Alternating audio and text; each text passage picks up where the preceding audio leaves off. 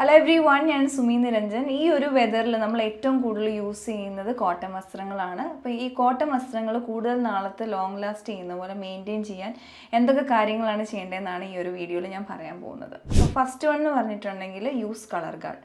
അതായത് നമുക്ക് കോട്ടൺ വസ്ത്രങ്ങൾക്ക് പ്രത്യേകിച്ച് നമുക്ക് അതിൻ്റെ കളർ ഗ്യാരണ്ടി പറയാൻ പറ്റത്തില്ല. ചിലപ്പോൾ ബ്ലീഡ് ചെയ്യാം, ചിലപ്പം ബ്ലീഡ് ചെയ്യാതിരിക്കാം. പക്ഷേ ഏറ്റവും നല്ല സേഫായിട്ട് നമ്മൾ കളർ ഗാർഡിൽ ഡിപ്പ് ചെയ്യുന്നതാണ് നല്ലത്.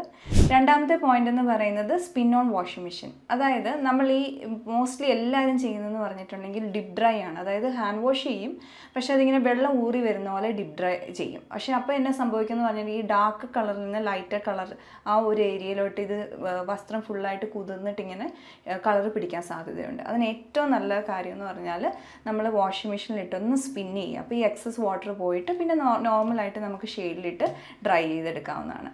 അടുത്ത ലാസ്റ്റ് പോയിന്റ് എന്ന് പറയുന്നത് ഡ്രൈ ക്ലീൻ ആണ്. അതായത് നമ്മളിപ്പോൾ എല്ലാവരും നമ്മൾ തന്നെ ഒരുപാട് കോട്ടൺ ഡൈഡ് ആയിട്ടുള്ള മെറ്റീരിയൽസിൽ നമ്മൾ ഡൈ ചെയ്ത് ഔട്ട്ഫിറ്റുകൾ ചെയ്യുന്നുണ്ട്. അപ്പോൾ അങ്ങനത്തെ എല്ലാം ഡൈഡായിട്ട് നിങ്ങൾ വാങ്ങുന്ന എല്ലാ കോട്ടൺ വസ്ത്രങ്ങളും ഡ്രൈ ക്ലീൻ ചെയ്യുന്നതാണ് ഏറ്റവും നല്ലത്.